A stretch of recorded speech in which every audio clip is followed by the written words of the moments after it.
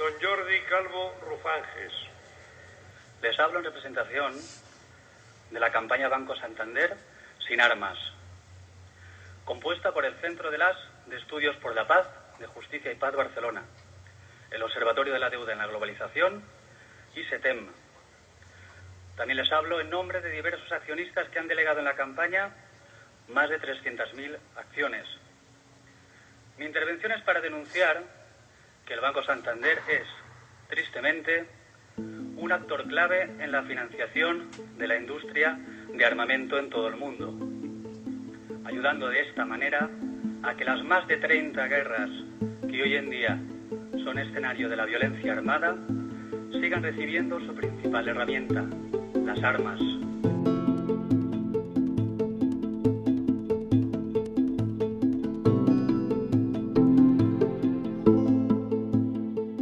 La banca quizás sea la expresión más genuina del capitalismo.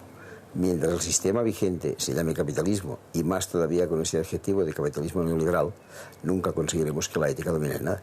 El capitalismo neoliberal es un sistema completamente inaceptable que solamente busca el lucro de unos pocos a costa de que la sociedad sufra sus consecuencias. Cuando una entidad financiera decide a quién prestar y a quién no, está configurando todo un curso de desarrollo. La crisis, no solo financiera y económica, yo creo que es más, es una crisis, yo creo que de sociedad, de civilización.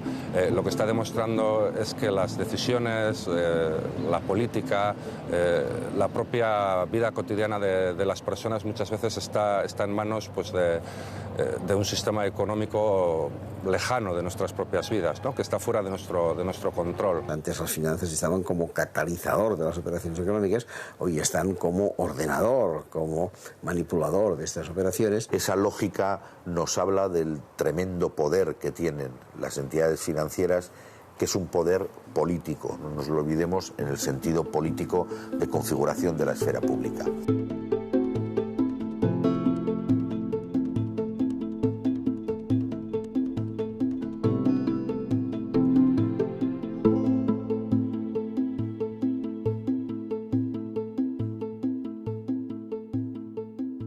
Bueno, STEM y SEAS somos personas que nos juntamos para conseguir cambios, sobre todo en el ámbito del consumo responsable y de la producción responsable. Consideramos que si trabajamos, si consumimos de forma más responsable, más consciente, si producimos de forma más responsable y más consciente, vamos a conseguir otros niveles de desarrollo y vamos a conseguir que todas las personas vivamos mejor. Dentro de lo que es la producción y el consumo responsable, trabajamos el ámbito por el que más se nos reconoce es el comercio justo, que lo hemos trabajado casi desde nuestros orígenes como alternativa de consumo responsable. Trabajamos las finanzas éticas. Trabajamos en el sector textil, una campaña que es una campaña internacional que se llama la campaña Ropa Limpia. En realidad, la campaña Finanzas Éticas no hace más que recoger el modus operandi de todas las campañas de TEM aplicado al sector de consumo financiero.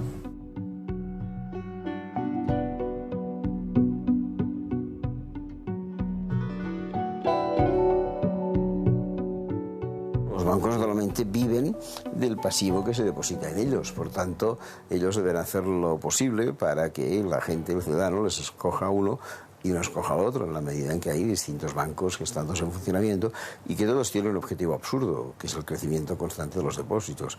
Este es lo absurdo de la economía capitalista, crecer, crecer y crecer sin que haya ningún solo motivo racional que diga que la producción industrial o que la cantidad de depósitos en un banco o sencillamente que el Producto Interior Bruto deba crecer. Esto es un absurdo. Se da por sentado. Cualquier empresa, cualquier banco, en cualquier economía de cualquier estado se dice el objetivo de este año es aumentar. ¿Y por qué? Nadie sabe contestar a esta pregunta. Nadie sabe contestar a esta pregunta. ¿Al por qué?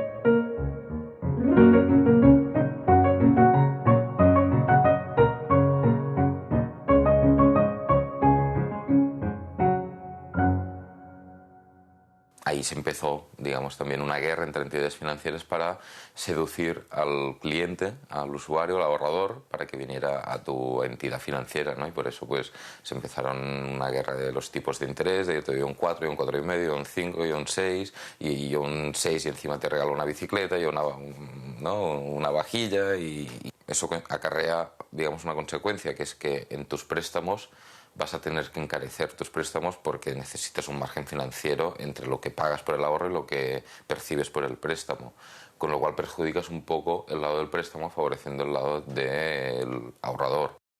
Es una campaña en la que participamos con otras asociaciones ETEM en el Estado español y que, bueno, lo que hace es, por un lado, denunciar las prácticas dañinas o que consideramos dañinas de las entidades financieras, llamémoslas convencionales. Lo que hacemos es investigar sus prácticas, denunciamos esas prácticas, movilizamos a la ciudadanía para presionar a esas entidades financieras para que supriman esas prácticas que consideramos dañinas, como puede ser, por ejemplo, que participen o que tengan participaciones en empresas de armas. Puede ser que muchas veces vayas a buscar cosas que económicamente son muy interesantes, pero que generan otras consecuencias negativas con esa actividad que no tienes en cuenta, o que, digamos, que pasas por alto por el beneficio económico.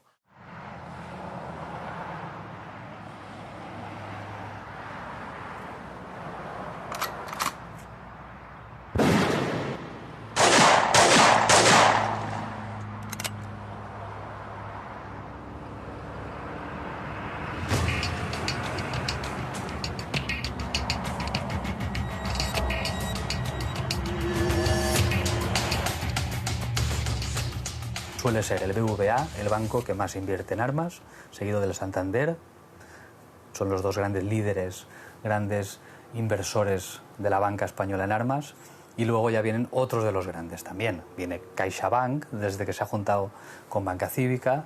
Viene Liberbank, viene Catalunya Caixa, viene Banco Sabadell. Yo creo que tenemos acceso a una parte mínima de la realidad. Si supiéramos la verdad, los datos no serían los 40 o 50.000 millones que hemos encontrado de los bancos que operan en España, que han ayudado financieramente a una serie de empresas, las más importantes del mundo, y a las españolas, sino que este dato debería ser muchísimo más alto. Se podría multiplicar, quién sabe, por 10 o por 100, no lo sabemos.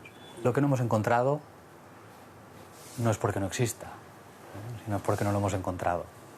Porque hay cajas pequeñitas de las que nos dan confianza, que esto no creo que sea bueno que salga, porque pobres, solo faltaba eso ya, ¿no? Ya que atacamos a las grandes, pero claro, hemos encontrado caja laboral, caja rural, caja de arquitectos, caja de ingenieros, con pequeñitas inversiones en algo de armas, pero hombre, te hace pensar que ya cualquiera, porque si estas se suponía bastante éticas, no es banca ética, pero se les presupone una visión más cercana y más local, y lo hacen es porque aquí todo el mundo lo hace, además quizás sin pensarlo, porque da dinero, ¿no? Ya está.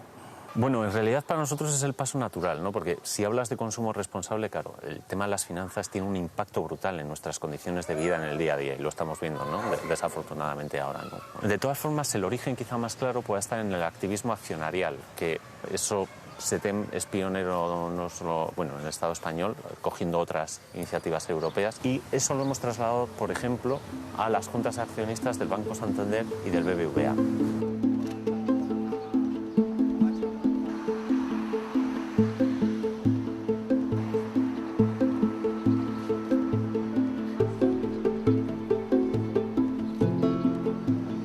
Este año volvemos a venir a la Junta del BBVA, de la campaña BBVA sin armas, para denunciar las inversiones del BBVA en armas.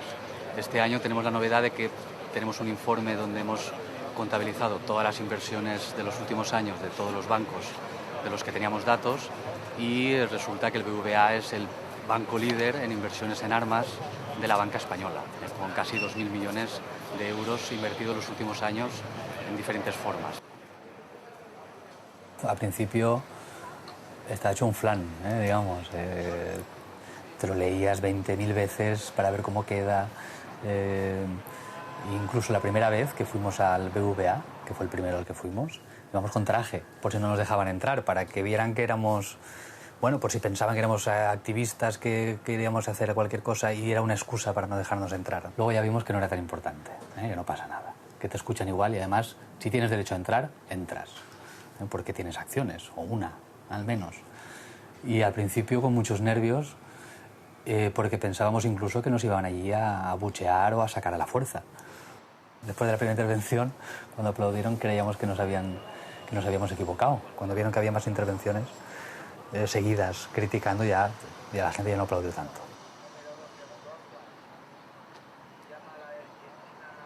También es un gusto poder decirle a la cara, a Botín o a González, que no están haciendo las cosas bien, ¿no? Porque es verdad, porque lo vemos, porque, en fin, son unas personas que tienen que asumir la responsabilidad de las inversiones que hace su empresa. Y su empresa no es ética, ellos tampoco lo son. Y decírselo es un gusto. Por ejemplo, el presidente del BBVA en su última intervención fue muy divertida porque se lió un poco, ¿no? En la Junta General del año pasado me comprometí a volver a revisar esa política y a mejorarla si cabe, y lo estamos haciendo. Y de hecho algunas de las cosas que él comenta ya están resueltas. Toda nuestra política de defensa, de financiación de defensa, está basada en informes de ONGs, en hablar con las autoridades globales, y le garantizo que es una política ejemplar. Ya sé que cuando uno financia a una compañía que produce armas, la primera sensación es negativa, y lo comprendo y lo comparto, pero también muchas veces la financiación de armas lo que busca es la paz.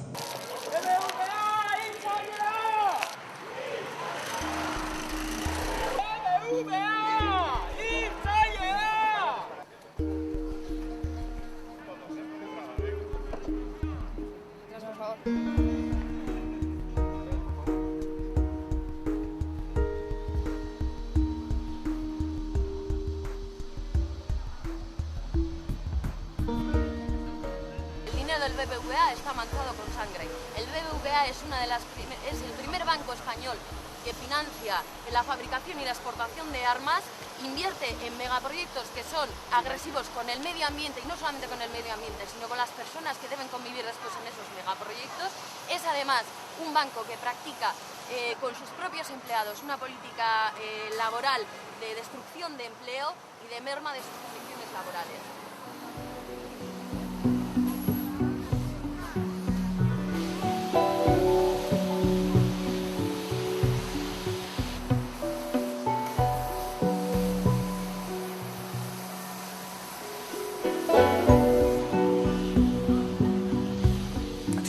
La verdad, digo yo, que algo nos hubieran dicho o alguna medida pudieran haber tomado.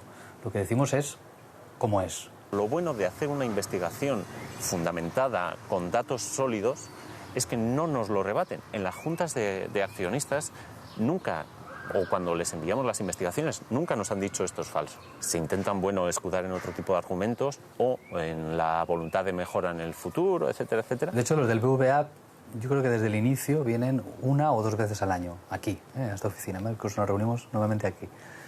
Y siempre es una reacción a posteriori, es decir, han visto que hemos puesto algo en la web, BBVA sin armas, lo miran, vienen aquí al cabo del tiempo y nos dicen: esto que decís ya no es tan así porque ahora estamos en una fase que ya lo estamos dejando este crédito, o esto no es la realidad, deberíais quitarlo. Y a veces lo que les decimos es que nos digan, que nos lo demuestren, porque si lo hemos encontrado será por algo. Las reacciones que recibe siempre son: bueno, pero ahora ya no tenemos esa inversión, o no, ya la hemos vendido, o no. Pero esto un poco como despreciando, ¿no?, ese trabajo, por un lado, ¿no?, es que no es así. Otros sí que desde ese punto de vista, no, ahora ya no tenemos esa inversión, ¿no? Y entonces dices, pero tú tienes una política ahora que prohíba que esto vuelva a pasar, porque esto es lo que te he pillado. Pero ¿quién me dice que no hay 10 más de esto? Vas a hacer una política pública que vas a transferir a todos tus fondos de inversión, que vas a mandar a todos tus trabajadores, que le vas a mandar a todos tus clientes por escrito, que no vas a invertir en esto. Esto no lo puedo hacer. Entonces, esa información se va a quedar ahí porque tú has participado en esa empresa y no hay rectificación posible porque por tu parte no hay cambio, ¿no? Lo que suele ser divertido es que cuando vienen, normalmente suelen decir, así entre frase y frase, que El Santander también tiene sus cosas, ¿eh? O la Caixa también tiene sus cosas, que a ver si no vamos solo a por unos. Y nosotros, de hecho, intentamos informar de todo lo que sabemos. Pasa que el BBVA y el Santander pues, son los peores, y como son los peores, pues tienen lo que se merecen.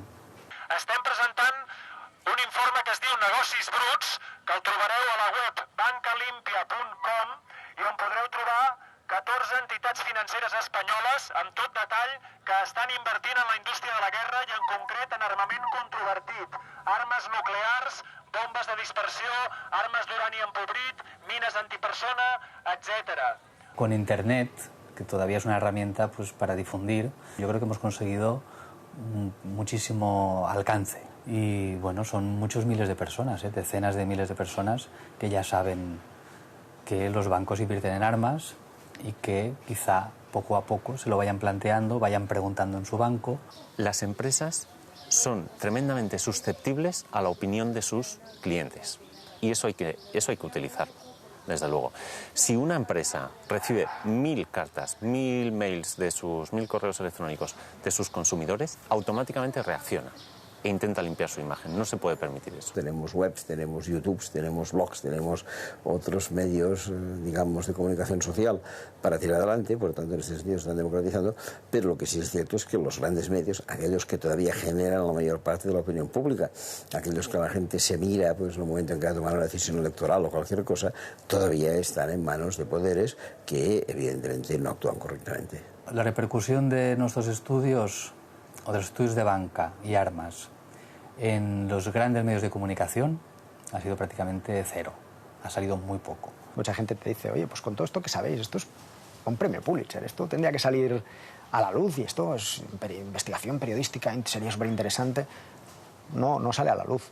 Y no sale a la luz porque hay unos intereses muy grandes. Por un lado, hay el interés de que dependes publicitariamente de estas grandes empresas y de estos grandes bancos o las cajas, pero por otro lado está también por ese autocontrol que se realizan por seguir ese discurso imperante neoliberal, que todo lo que se sale de ahí es demagógico, es exagerado, no es radical, ¿no? Todo lo que es denunciar lo que realmente pasa y que va contra las mayorías, pues se tilda de radical en cualquier medio, ¿no? Cuando el 15M ha reeditado ahora aquí en el Estado español, pero el caso de Cataluña y de Barcelona, se apuntó a la Caixa y se fue a las oficinas centrales de la Caixa a hacer una cacerolada cada día. La Caixa tapó el logotipo y después la Caixa llamó a todos los medios de información diciéndoles que no se podía cubrir lo que estaba pasando en diagonal y que el que lo cubriera se podía quedar sin fondos, claro.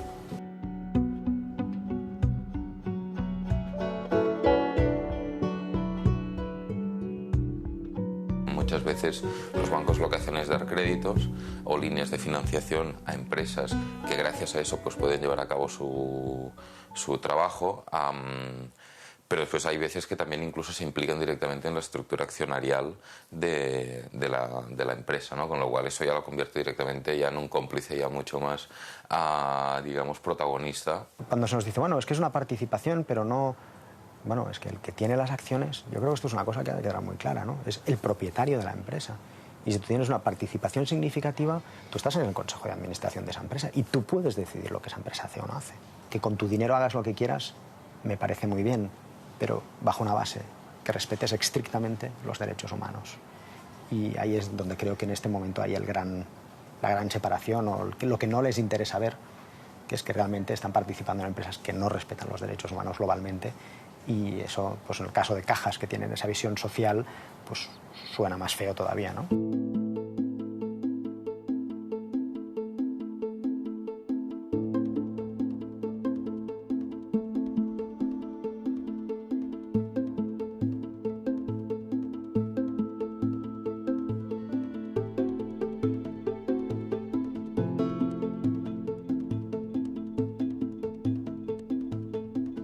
La empresa transnacional, por definición, genera desarrollo.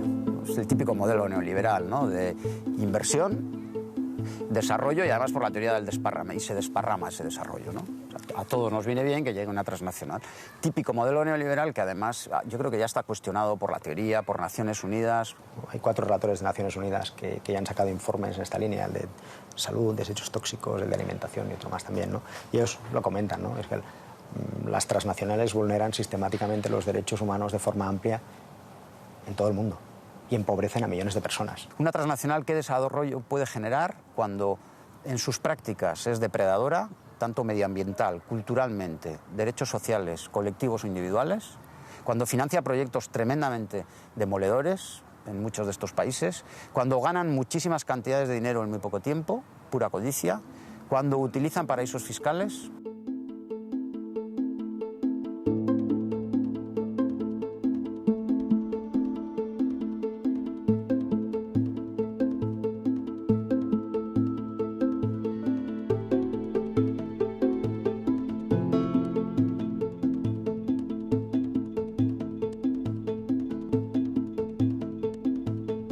Tienes impacto sobre pueblos, ¿no?, indígenas a los que no se les consulta cuando se les pone una instalación, ya sea mega eólica salvaje o sea un pozo de petróleo, de contaminación de acuíferos. Tienes impacto sobre la soberanía de los pueblos, porque muchas veces tú cambias la legislación para que vaya a tu favor y al final acaban yendo estas legislaciones contra la población que recibe esta transnacional, ¿no? Impacto si hablamos de servicios públicos, porque lo que provocas es la privatización del servicio público y exclusión de muchísima gente, porque claro, tú llegas a Nicaragua y privatizas la electricidad y bueno, pues la gente no puede pagar. Cuestiones como también que encontramos en alguna vasca también, ¿no?, vinculado a que estás haciendo negocio con empresa que está haciendo negocio en una dictadura, como Guinea Ecuatorial, ¿no? O sea, y nosotros sabemos que para operar como empresa en Guinea Ecuatorial tienes que crear una empresa en la que eres socio con la familia del Teodoro Obiang, ¿no?, en Lima, ¿no? O sea, cuidado, o sea, tú esto lo sabes, ¿no? ¿Quién mide que una transnacional crea desarrollo? En su propia lógica de desarrollo. Si es que no se mide. Se da por hecho que crea desarrollo. Pues en el caso de Repsol tenemos 1000 impactos detectados de ella, ¿no?, en todos los países, pues desde las comunidades mapuches en Argentina, pues que ya hemos tenido casos de cánceres por detección de metales pesados en sangre y gente que ya bueno, ahora hace poco murió una mujer de una comunidad allí, pues totalmente contaminada, ¿no? Es una lucha que además es una lucha violenta en la que de lo que estamos hablando es que si produces, aunque una petrolera siempre va a contaminar, pero si inviertes todo lo necesario, quizá puedes evitar una parte. Y cuidado, y si estás contaminando, restituye a la población. Ecuador, Bolivia, ¿no?, tenemos diferentes casos, en este caso Perú, ahora en comunidades no contactadas, la selva está entrando Repsol a hacer prospecciones cuando sabemos que hay comunidades no contactadas en aislamiento voluntario. Se da por hecho una situación crea desarrollo y crean empleo. Y eso no es verdad, ¿no? Porque si hiciéramos esta medición, comprobaríamos que es mucho más lo que han saqueado de lo que han dejado en esos países. La otra grande es Iberdrola, ¿no?, podríamos decir. Iberdrola pues tiene unas políticas, por un lado, pues en América Latina, pues de creación de megaestructuras eólicas que provocan en las comunidades indígenas un impacto brutal, importante, ¿no? Pero por otro lado, tenemos que Iberdrola es una empresa que se pinta de verde y es una de las principales productoras de energía nuclear en el Estado español, ¿no? Entonces, ¿a qué jugamos?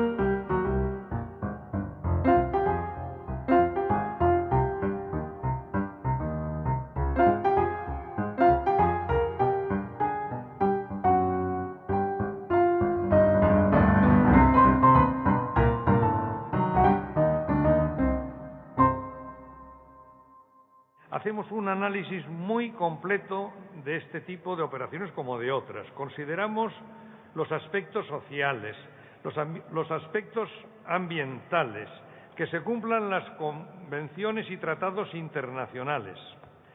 Y quiero decirles que nuestra política, la política del Consejo del Banco Santander, es absolutamente clara en estos temas.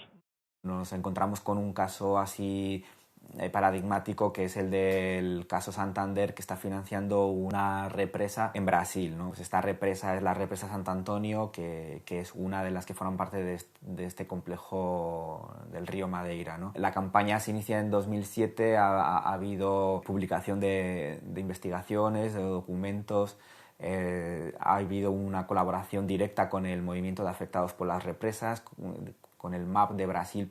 Estamos agora enfrentando grandes projetos, né, que se constroem na Amazônia, que começa com os projetos hidrelétricos do Rio Madeira, Santo Antônio e Jirau, e agora também em Belo Monte, no estado do Pará, que é outra grande obra, ou seja, a estratégia do capital nesse momento, num acordo com o governo brasileiro, é atacar a Amazônia brasileira. Pensamos que fue fruto de esta presión y de esta divulgación del caso que el Santander vendiese su participación en el proyecto, y hoy en día el Banco Santander participa siendo un banco agente. Então a nossa luta nesse momento, enquanto afetados por represa em Brasil, ela se torna ainda mais difícil, porque no Brasil estamos vivendo um momento de crescimento econômico. Ou seja, todo mundo está sabendo que o Brasil agora é um país emergente, mas para isso acontecer é às custas da entrega dos nossos recursos minerais e de muita população, povo, trabalhadores, famílias tendo que sair de seus lugares para dar lugar a essas obras.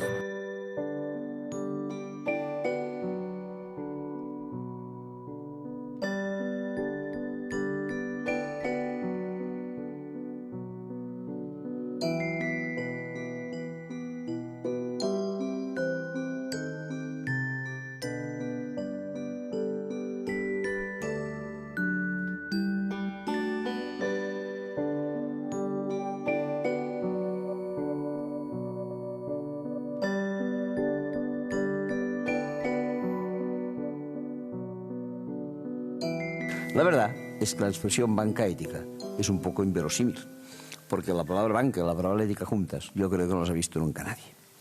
Una vez me llamó un periodista y me dijo, oiga, ¿a usted le interesa esto de banca ética? Digo, la verdad es que creo que es un proyecto de futuro, algo que vale la pena que vayamos cultivando, estoy esperanzado con ello. Y este periodista me dijo, sí, pero ¿se ha dado cuenta que banca ética es un oxímoron?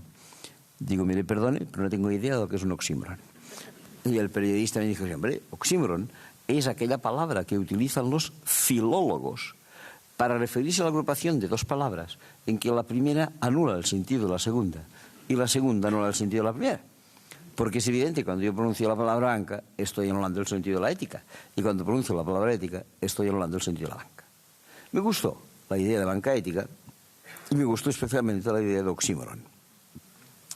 Me propuse construirme una pequeña colección de oxímorones particular. Abrí una libreta y puse oxímorones. Primero, banca ética. Pero claro, una colección que se precie, una sola pieza no la puede tener, ha de tener más piezas. Y entonces me pregunté, ¿qué otra pieza aparecerá en tu colección de oxímorones?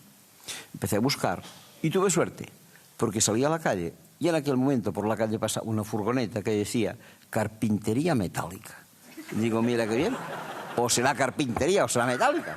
Me parece adecuado. Bien. Ya tenía dos piezas en mi colección, banca ética y carpintería metálica. En aquellos días estaba en pleno apogeo la guerra de Irak y escuchando las noticias por radio dijeron, en esta población, obviamente iraquí, ha caído fuego amigo. Fuego amigo. Tercer oxímoron. Yo estaba ya entusiasmado porque mi colección ya tenía tres piezas, banca ética, fuego amigo, carpintería metálica, y me encuentro a un amigo y me dice, ¿qué haces? Digo, mira, colección de oxímorones. Dice, sí. ¿Y has puesto el más famoso de todos? Digo, ¿y cuál es el más famoso de todos? Dice, hombre, obviamente, inteligencia militar. Lo puse porque me pareció absolutamente adecuado. Y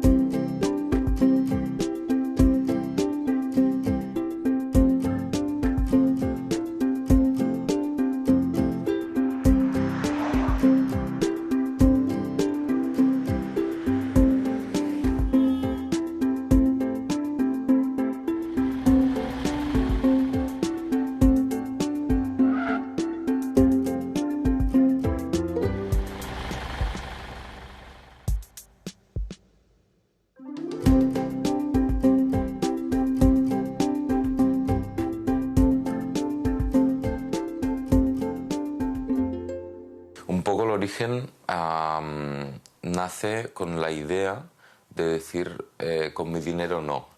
Y un poco nace de movimientos sociales, de movimientos sobre todo ligados a movimientos pacifistas, a movimientos ecologistas, y muchas veces esto se sitúa en la década de los 60 en Estados Unidos, en el contexto de la guerra al Vietnam, donde pues muchos movimientos pacifistas salían a la calle a exigir a su gobierno que abandonara esa guerra, y se dieron cuenta que tenían su dinero depositado en entidades financieras que hacían al contrario, que era presionar al gobierno para mantenerse en esta guerra y seguir ganando dinero con el negocio de las armas y de la guerra. Y no solo dijeron con mi dinero no, sino que dijeron con mi dinero sí.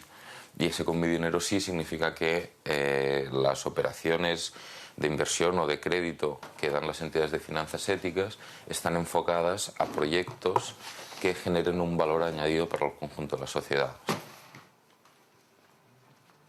La cooperativa Grupo Labelo la constituimos en el año 1993, pues un grupo de gente joven aquí en Zaragoza que estábamos en desempleo y que además teníamos poca confianza de que el dinero nos resolviera nuestra situación, pues apostamos por montar un proyecto de autoempleo cooperativo. En un principio la idea que se nos ocurrió para poner en marcha un proyecto de autoempleo, éramos gente, bueno, principalmente proveniente de movimientos sociales, nos desplazábamos en bicicleta por la ciudad y bueno, teníamos inquietud de montar algo diferente, una empresa totalmente diferente a lo que ya conocíamos. Se nos ocurrió montar una mensajería en bicicleta. Nuestro proyecto necesitaba un capital inicial que nosotros no teníamos. Fuimos excluidos del crédito bancario convencional ya desde muy al principio, y aquello fue cuando íbamos a poner en marcha el proyecto, en lugar de ser algo como decir, uff, ¿y ahora qué hago?, ¿no? Pues se nos ocurrió de alguna manera decir, bueno, este proyecto tiene que seguir para adelante, ¿no? Y nos dimos cuenta de que había personas, de que había colectivos que sí que creían en nuestro proyecto, que creían en que esto podía tirar para adelante. Eso nos marcó mucho en el inicio, ¿no? Hicimos una especie de, sin saberlo, ¿no?, en el año 93, una especie de préstamos solidarios con mucha gente, que participó bastante gente de aquí de Zaragoza, y obviamente nos marcó tanto que lo que dijimos es que proyectos de autoempleo que surgiera en nuestra ciudad, si estaba en nuestra mano, no tenían que pasar los periplos que habíamos pasado nosotros. Teníamos que ir trabajando, ir haciendo instrumentos al margen de las entidades financieras convencionales que facilitaran el acceso al crédito a proyectos y entidades sociales, ¿no? Y de ahí un poco ha sido también nuestro apoyo durante todos estos años en proyectos como la Asociación Financiera Solidaria de Zaragoza o la puesta en marcha de COP57 Aragón o FIARE también, en la medida de nuestras posibilidades, pues impulsar todo este tipo de instrumentos que nos parecen fundamentales y que además nosotros los hemos vivido desde la exclusión, ¿no?, desde los términos financieros convencionales.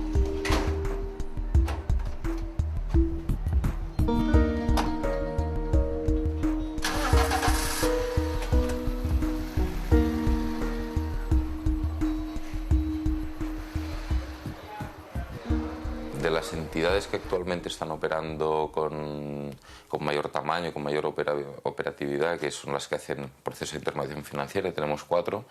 La más antigua de estas 4 es del año 1995, que es el COP57, que fue cuando nació. Después hay dos experiencias que son más antiguas que estas, que son de origen holandés, que son Oicocredit y Triodos Bank. Y después está el proyecto FIARE, que nació en el País Vasco, creo que en el año 2003. O sea que es bastante joven en general la trayectoria que llevan algunas entidades de finanzas éticas.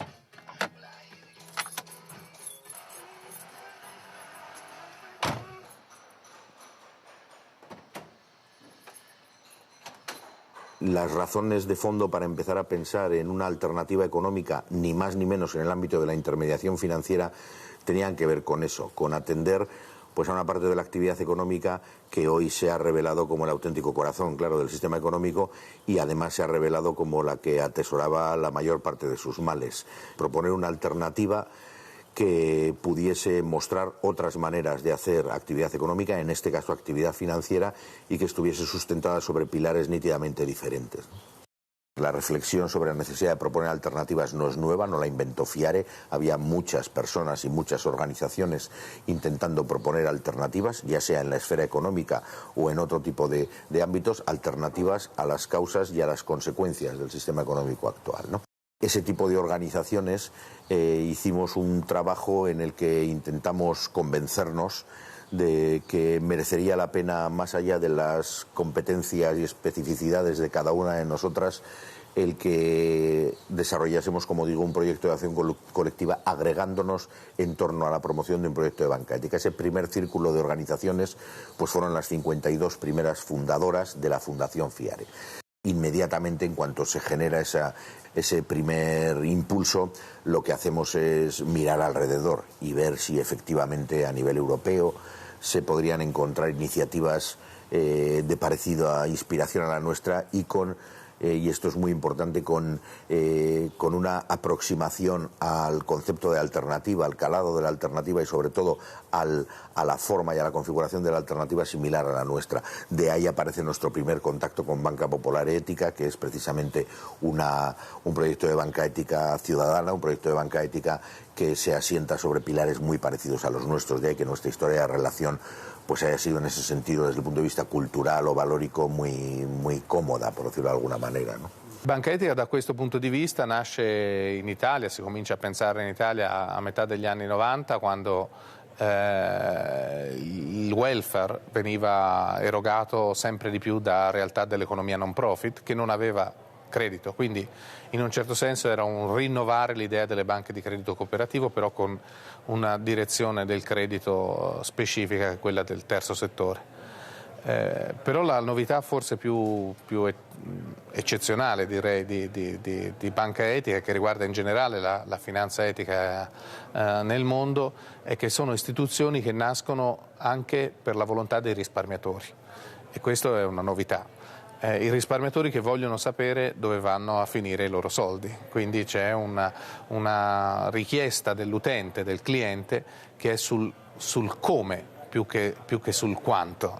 Claramente vimos la concreción de unas ideas que en la práctica se estaban desarrollando mediante mecanismos y mediante estructuras pues como las que a nosotros nos gustaría tener. Tra l'altro la Spagna ha un approccio cooperativo e una modalità federalista che forse li ha aiutati ancora più di quanto non sia successo in Italia a costruire un modello di associazione come FIARE, che però incrocia diverse reti territoriali, quindi unisce un livello nazionale a un forte radicamento territorial. Nosotros teníamos la posibilidad de construir la estructura del proyecto de banca ética, reunir base social, recoger capital social y articular una base de personas y organizaciones socias para, en un momento posterior, intentar activar la cooperativa de crédito o un tipo de actividad financiera y empezar a hacer banca. Tomamos otra decisión.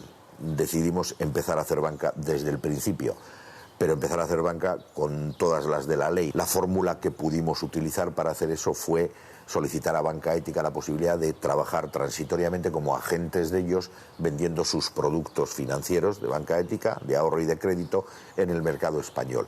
Y así empezar a mostrar, sobre todo en la parte del crédito, pues lo que el proyecto FIARE quería adelantar cuando tuviésemos la posibilidad de operar como entidad establecida en todo el Estado, ¿no?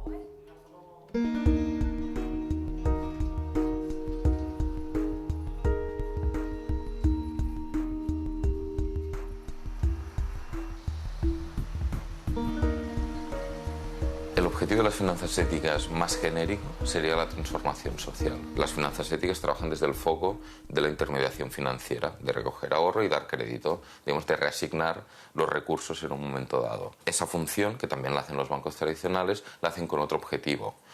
El objetivo es poder financiar proyectos que aporten un valor añadido al conjunto de la sociedad. Eso significa aplicar criterios éticos, criterios medioambientales, criterios sociales a la hora de decidir hacia dónde dirijo el ahorro captado.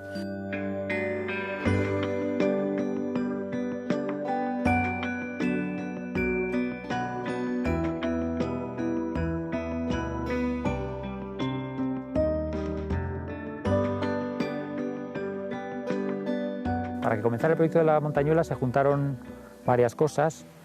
Primero, mi vocación de agricultor, que aunque soy de origen urbano, pues siempre la he tenido. Leí sobre diferentes sistemas de responsabilidad compartida, es decir, de compromiso entre consumidores y agricultores, en una época que yo trabajaba en otra cosa, pero tomé nota y dije, algún día cuando vuelva al campo me gustaría hacer esto.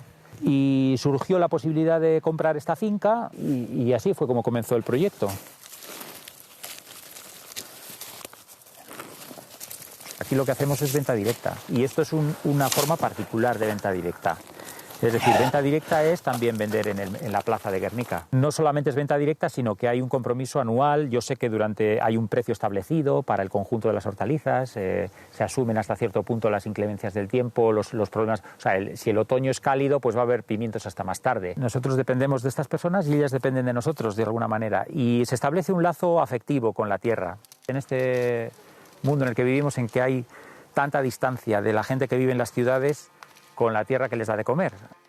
El apoyo de los consumidores permite hacer cosas que si no son inviables a través del mercado convencional. El mercado te devora. El mercado, las grandes superficies, devoran al pequeño agricultor. Trabajando de tú a tú con los consumidores, podemos elegir variedades, rescatar variedades tradicionales y cultivarlas, aunque no sean las más eficientes desde el punto de vista del supermercado. Digamos que desde que lo conocí, cuando estaba estudiando y supe que existía eso, dije, anda, pero hay agricultura ecológica. Y si hay agricultura ecológica, ¿cómo es la otra? ¿Por qué la otra no es ecológica? ¿Por qué la normal, la agricultura de la que viene el pan, de la panadería, no es ecológica? Y entonces fue cuando ya empecé a entender qué es lo que pasaba y dije, no, esto no me interesa. Yo creo que hoy en día hay que tener en cuenta otras muchas cosas. Si se está haciendo agricultura ecológica a base de respetar la normativa, pero se trabaja con personas mal pagadas en la India para producir tomate desecado con el que luego se van a hacer sopas de sobre en Alemania para consumirlas en España, ese modelo a mí no me gusta, aunque tenga el sello de ecológico. Vamos a ir a lo que defiende la vía campesina, que es consumo local, agricultura a pequeña escala, agricultura con un valor social, con una integración en el entorno rural. ¿Quién tiene el poder de decidir qué comemos? ¿A quién le damos ese poder? ¿Lo decidimos entre los consumidores y los agricultores o lo va a decidir una corporación?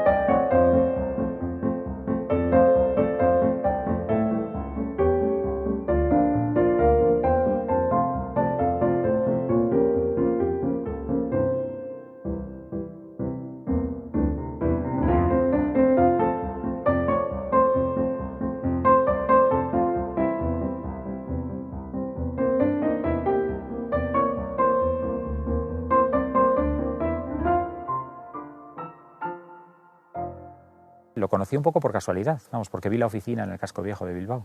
Y como en ese momento estaba yo buscando financiación, y dije, pues mucho mejor, esto igual, eso de banca ética, igual le cuadra más con lo mío. Fui a informarme, lo que se tiene en cuenta en las conversaciones y lo que es más si el proyecto encaja dentro de los criterios éticos de FIARE.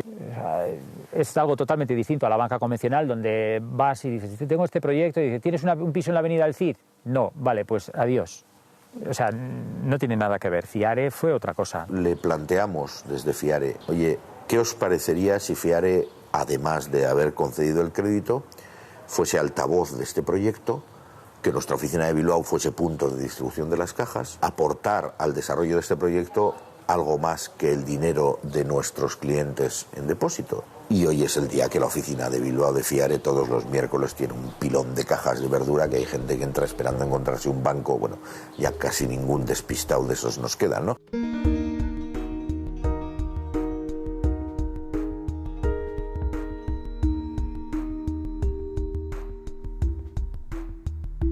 Hace casi 20 años hubo la editorial Bruguera, que se pusieron en lucha los trabajadores. Al acabar la lucha, una parte de los trabajadores de Editorial Bruguera una parte de lo que cobraron del Fondo de Garantía y de la caja de resistencia que habían conseguido en la lucha, decidieron montar una cooperativa de servicios que pudiera, con ese capital, para poder servir para crear nuevas cooperativas, que al principio nadie les daría financiación, pues entonces ese fue el comienzo de COP, ¿no? Y es COP 57 porque fueron 57 los trabajadores que...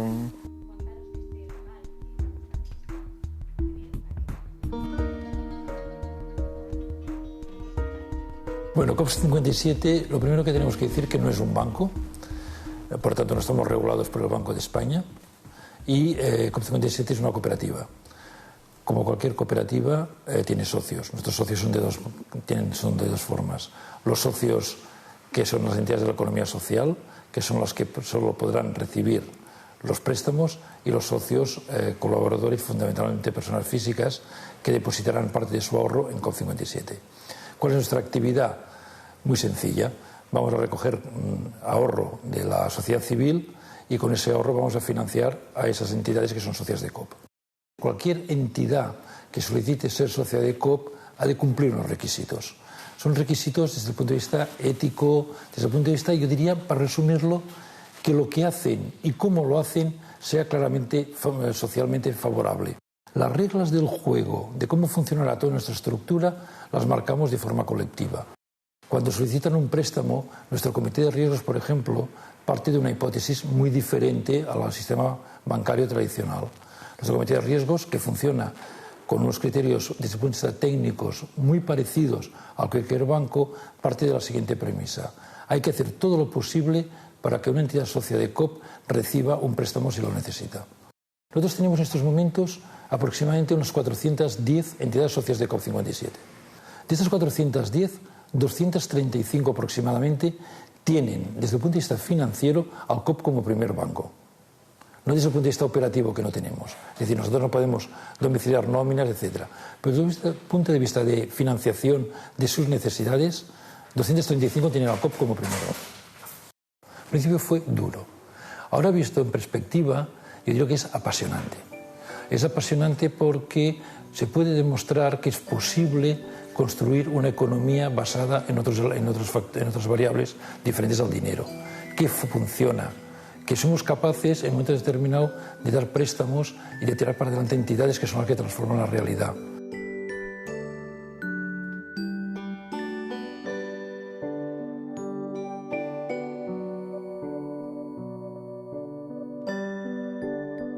Oikocredit es una organización bastante veterana. Empezó sus actividades en el año 1975.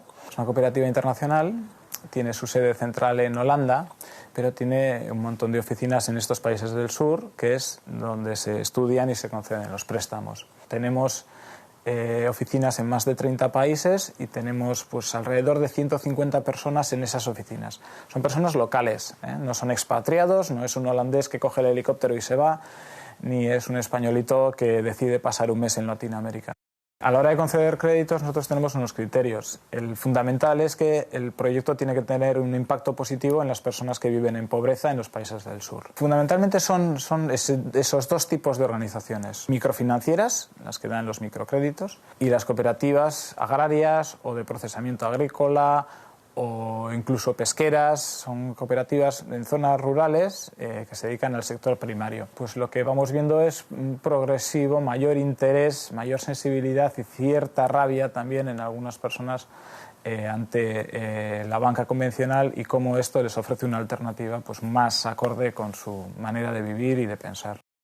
Sí, la relación de Oikocredit y FIARE en España es muy estrecha. Las tres asociaciones de apoyo estamos colaborando en el proyecto FIARE. FIARE, en sus inicios, cuando estaba empezando a dibujar ese proyecto para hacer un banco ético, impulsó la creación de Oikocredit Euskadi. Podríamos decir que hay como dos familias, digamos, o dos maneras de ver la banca ética, que son de entidades que están trabajando ahora mismo en España. Uno sería un grupo de entidades que actualmente pues serían el COP 57, sería el proyecto FIARE y sería Oikocredit, que son proyectos cooperativos, que son proyectos participativos, democráticos, que están entrelazados incluso entre ellos, que son socios entre ellos, que trabajan conjuntamente, que son entidades sin ánimo de lucro, que son entidades que quieren pues que estos instrumentos financieros sean propiedad de las personas, de los ciudadanos, de las entidades sociales y que estén cerca del territorio. La otra familia o el otro modelo, que aquí pues estaría representado con el caso de Triodos Bank, nos podría recordar en cuanto a nuestra relación con él, que podemos ser clientes y no podemos participar, digamos, de la gestión de la entidad como sí podemos con la otra opción.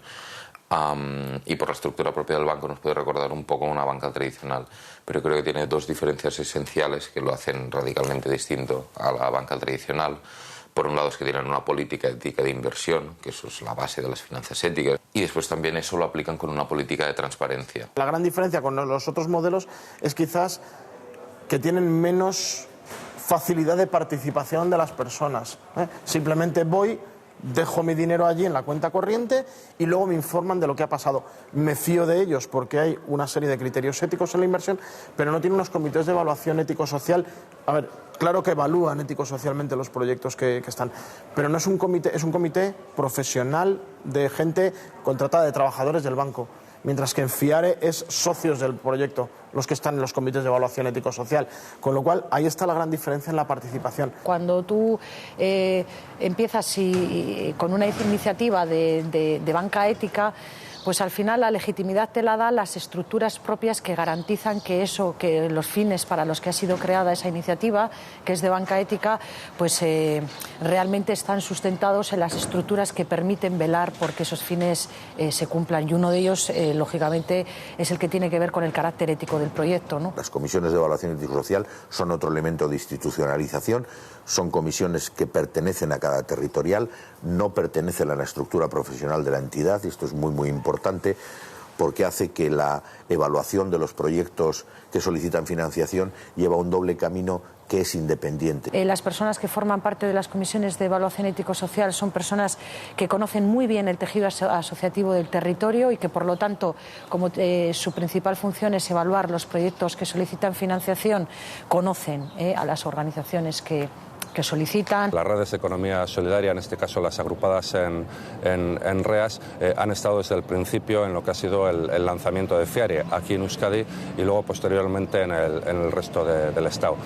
Pues por una razón muy sencilla. La pata de la financiación pues es una de las patas básicas del ámbito económico y considerábamos que también desde la economía solidaria era posible crear un instrumento financiero, incluso con formato de banco, que fuese pues alternativo a lo que convencionalmente conocemos. La apuesta de la economía solidaria tardará más, tardará menos, pero ese es el camino a transitar, está clarísimo. Cuando hablamos de economía solidaria, fundamentalmente hablamos de una visión y una práctica de la economía radicalmente diferente o alternativa al sistema imperante. El principal valor de esta alternatividad estaría en considerar la práctica de la economía como un medio y no como un fin al servicio de las personas y de las comunidades. Nosotros, por ejemplo, aquí estamos potenciando el mercado social, que es otra forma, y es que cada vez haya más personas que la otra parte del uso del dinero, que es el consumo, la dirijan hacia entidades de economía social solidaria. Lo que consiste es intentar generar o fortalecer un circuito económico alternativo que lo que haga es retroalimentar todas las partes y avanzar hacia la construcción, digamos, de un modelo de economía alternativa en el cual cada vez podamos cubrir el máximo de necesidades humanas, las principales necesidades a través de este tipo de herramientas, ¿no? Necesidades que pueden ser desde qué hago con mi dinero, qué hago con mis ahorros, a qué estoy comiendo todos los días, a qué tipo de servicios contrato cuando pago la luz o cuando quiero o necesito un abogado, una psicóloga o cualquier tipo de necesidad que pueda ser cubierta a partir de proyectos que estén vinculados a la economía alternativa y solidaria, ¿no? El fin último de la red y del trabajo de Red de Redes es generar un movimiento social que realmente aspire a intervenir y transformar pues, la actividad económica y por lo tanto transformar la sociedad. Creemos que solo desde la agregación ciudadana, desde la agregación de iniciativas, de personas, organizaciones, empresas, etcétera, es posible llegar a siquiera pensar que realmente es posible cambiar las cosas. Yo creo que es la apuesta de futuro, pequeña, germinal, pero clarísimamente por donde o conseguimos avanzar o lo tenemos claro todos. Es muy importante también el apoyo que está dando FIARE con su financiación a muchos de los proyectos que son de economía solidaria y que están integrados en las organizaciones que pertenecen a REAS en todo el Estado. Por ejemplo, Fundación Peñascal nació como una fundación y ha hecho todo un proceso de reconversión en una cooperativa de iniciativa social. Es una cooperativa que opera en el ámbito de los servicios a las personas y especialmente en lo que es el ámbito de la inserción social y laboral. Este es el centro de Bolotabarri, es el centro donde está el domicilio social ahora de la entidad, en donde acumulamos el mayor de centros, talleres y alumnos y alumnas de nuestra organización. Lo que hacemos es trabajar con colectivos en riesgo de exclusión social. Mucha gente que viene a nuestra organización es gente que no tiene el graduado escolar, gente que no tiene estudios, pero es verdad que ha ido cambiando ese colectivo. Y aparte de seguir teniendo ese que os menciono, pues tenemos un colectivo importante de inmigrantes, de gente que ha llegado sin papeles y que, que en el Grupo Peñascal encuentran pues, un sitio donde formarse, donde no solo formarse, sino que hay un acompañamiento personal, hay un acompañamiento más social, de intervención social, de cubrir necesidades básicas para que, pues una vez cubiertas, la formación sea un elemento importante para su desarrollo luego personal. Nosotros decimos que hacemos procesos de inserción social personalizados para cada una de las personas que llega a nuestra organización. Hay personas que necesitan más formación, hay gente que necesita menos, hay gente que no sabe castellano y necesita cursos de alfabetización. El caso de Peñascal tiene otras lecciones aprendidas también importantísimas. La Fundación Peñascal, cuando desarrolló su proyecto de construcción del centro de formación de Boluetabarri,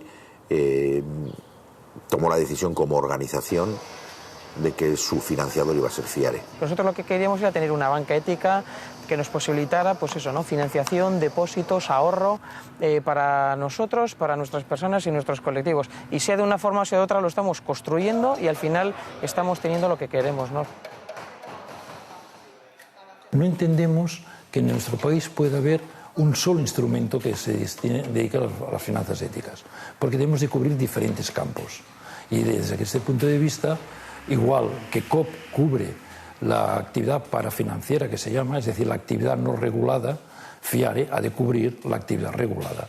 Ahí aparece un intercambio no solo de información, sino acciones conjuntas en el ámbito de la construcción social, de la promoción del mercado social, actividades culturales, actividades de denuncia, etcétera, etcétera. Hemos cubierto diferentes etapas, porque hemos ido juntos caminando durante un tiempo y creo que en este momento estamos llegando al final.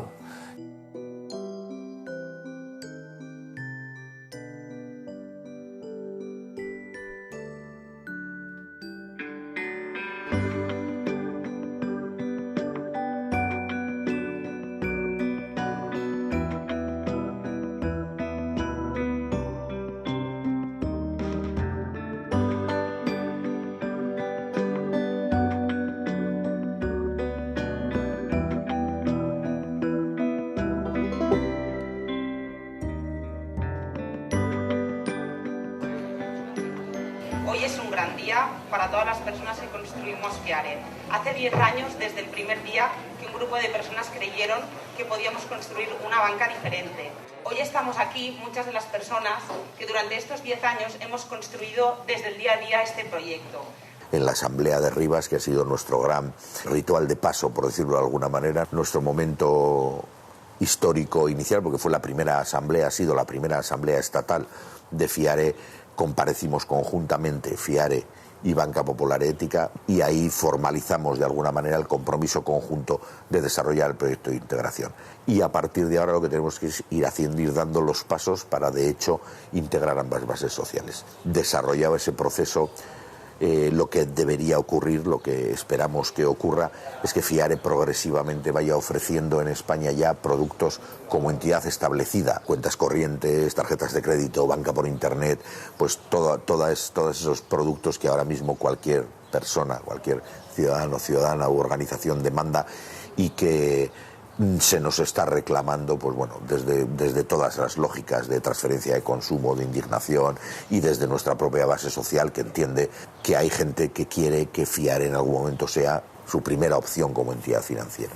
Durante el 2013, por tanto, se tendría que ir haciendo ya el establecimiento de oficinas bancarias, el desarrollo del sistema informático y de los productos bancarios que estoy diciendo, ¿no? 2013 debe ser un año para FIARE muy importante en este sentido. Creo que es mucho más feraz el horizonte que propone FIARE, de construir desde abajo algo diferente, de abrir un espacio de autonomía. Además, creo que lo entiende espontáneamente la mayoría de la gente. Si sabemos lo que son los bancos comerciales y podemos generar desde la base de la sociedad ese crédito que precisan tantas personas, ¿por qué recurrir a esos bancos comerciales y no buscar la creación de un espacio de autonomía, repito, en el cual apliquemos reglas del juego diferentes a aquellas que se nos imponen? Gracias por haberme escuchado. Poco a poco nos hemos ido dando cuenta de que tenía muchísima mayor importancia las decisiones que tomábamos sobre el dinero que las decisiones que tomábamos, por ejemplo, votando cada 4 años a un señor o una señora en un parlamento, ¿no? De tal manera que nuestras decisiones de consumo se convierten en votos que yo estoy otorgando a una empresa concreta a la que le estoy lanzando un único mensaje, que es: continúa, sea lo que sea que estés haciendo, que yo compro. Este sistema, esta forma de producir, esta forma de consumir nos está llevando a una deriva que beneficia a muy poca gente, y que hay posibilidades que son posibilidades reales. La percepción de la gente con los bancos es muy mala, pero en cambio pues la gente sigue con estas entidades financieras, ¿no? La gente suele ir muy lenta para salir de un banco que sabe que no le gusta y cambiarse a la banca ética. Es un camino largo. La gente tenemos muchísimo temor, muchísimo miedo a cambiar el dinero, y a veces nos fiamos más de un gran banco que el de la persona de al lado. Hay que generar, el dinero es el dinero, y es lógico lo que ocurre, que hay gente que poco a poco va haciendo pasos. No digo que todo el dinero, todo el ahorro lo depositen en FIARE o en COP, etcétera, pero una pequeña parte lo van depositando y se va generando esa confianza. Hay actitudes individuales como esta, pues dinero, un banco ético, estoy en una cooperativa ecológica y compro, en vez de al Carrefour, pues compro local y la soberanía alimentaria, ¿no? Estas son cuestiones individuales, pero que debemos ir más allá, ¿no? Y que no tendrían sentido si no van acompañadas de ese reconocer que somos animales políticos y que la política, lo que está pasando, no, yo no puedo hacer nada, no, si tú puedes hacer, ¿no?